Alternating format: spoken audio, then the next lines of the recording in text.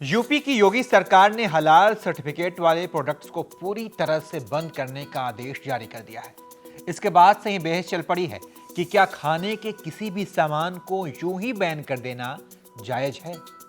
अब जायज और नाजायज इसका निर्णय तो अदालत और सरकार का काम है, तो वो हम उन पर छोड़ देते हैं और बात करते हैं कि आखिर हलाल सर्टिफिकेट वाले प्रोडक्ट्स को होते क्या हैं और इन्हें सर्टिफिकेट देता कौन है और क्यों योगी आदित्यनाथ सरकार ने ऐसे प्रोडक्ट्स को पूरे यूपी में बैन कर दिया है। हलाल अरबी भाषा का शब्द है, इसका हिंदी में मतलब होता है स्वीकार्य। कुरान शरीफ में दो अरबी शब्दों का जिक्र है, हलाल और हराम।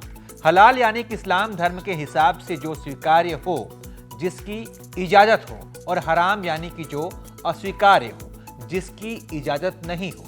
अब धार्मिक लिहाज से बहुत सी चीजें हलाल और हराम हो सकती हैं, लेकिन आम बोलचाल की भाषा में भी और व्यवहारिक तौर पर भी हलाल शब्द को खाने के साथ नथी कर दिया गया है। यानी कि हलाल की परिभाषा को इस्लाम के मुताबिक क्या खाना चाहिए और क्या नहीं खाना चाहिए तक महदूद कर दिया गया है। और इस्लाम के मुताबिक दो चीजें हर हाल में हराम है, वो है सूअर का मांस और शराब। जो भी मांस हलाल है उसके बारे में भी साफ साफ बताना पड़ता है कि वो मांस किस जानवर का है, उसे कैसे मारा गया है और फिर उसके मीट को आखिर प्रोसेस कैसे किया गया है। हालांकि अगर सिर्फ भारतीय परिप्रेक्ष्य में देखें तो हलाल शब्द को जानवरों के मारने के तरीके के तौर पर देखा जाने लगा है और हलाल तरीके से जानवरों का कत्ल करने का मतलब है कि जानवर की गर्दन की नस पर एक कट लगे ताकि उसका पूरा खून बाहर निकल जाए। हलाल मीट के लिए जानवर को जिंदा होना अनिवार्य शर्त है। जानवरों के कत्ल के दौरान शहादा पढ़ा जाता है, जो अरबी का एक शब्द है जिसका मतलब अल्लाह में यकीन रखना है। जानवरों के कत्ल के दौरान इसे पढ़ा जाता है और ये पूरी की पूरी प्रक्रिया हिंदुओं या फिर सिखों के जानवरों के कत्ल करने के तरीके से बिल्कुल उलट होती है। हिंदू या सिख जानवरों का कत्ल करने के लिए झटका टर्म का इस्तेमाल करते हैं, जिसमें चाकू के एक ही वार में जानवर की मौत हो जाए और उसे ज्यादा दर्द ना हो। हलाल और झटका के बीच की असली लड़ाई यही है। इस्लाम कहता है कि जानवर का मीट तो खा सकते हैं, लेकिन उसमें खून नहीं होना चाहिए।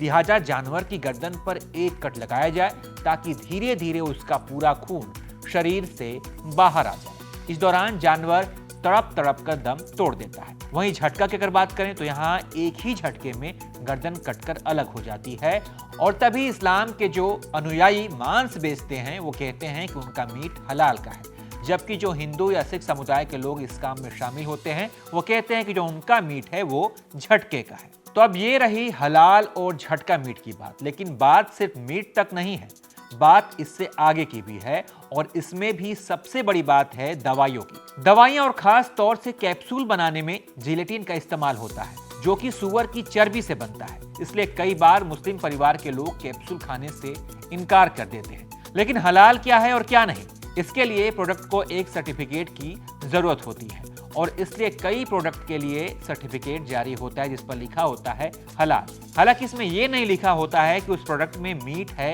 या नहीं।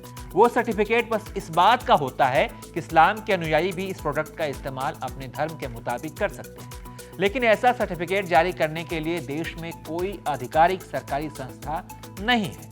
कुछ संस्थाएं हैं जिन्हें मुस्लिम धर्म के अनुयायी और दुनिया के तमाम इस्लामिक देश मान्यता देते हैं और मानते हैं कि उस संस्था की ओर से जो दवाइयाँ बनाई जाती है, जो हलाल सर्टिफिकेट जारी होता है, वो सही होता है।